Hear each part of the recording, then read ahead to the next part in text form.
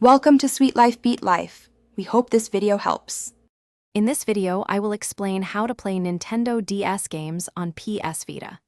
First, confirm your PlayStation Vita is running custom firmware like Henkaku or 8chan Core. This is a crucial prerequisite for installing unofficial applications.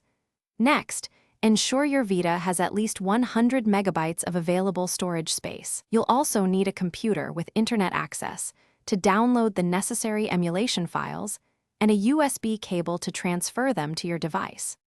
To proceed, you'll need a few key pieces of software. First, download the NDS Vita emulator, which is specifically designed for the PS Vita, from its official GitHub page.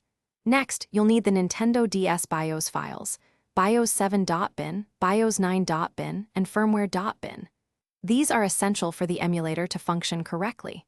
Finally, gather your Nintendo DS game ROMs, ensuring they are in the .nds format. Now, let's get everything installed. Connect your PS Vita to your computer with a USB cable and enable USB mode through Vita Shell. On your Vita's UX0 partition, create a new folder named NDS. Transfer the NDS Vita VPK file, all 3 BIOS files, and your chosen game ROMs into this new NDS folder. Finally, navigate to the NDS folder in Vita Shell and install the NDS Vita VPK. With the emulator installed, you're ready to play.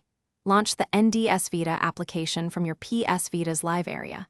You'll see a list of your transferred Nintendo DS games. Simply select the one you wish to play.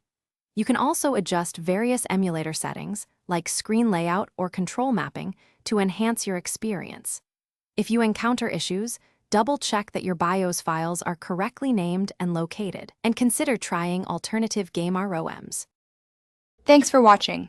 Consider subscribing if we helped you.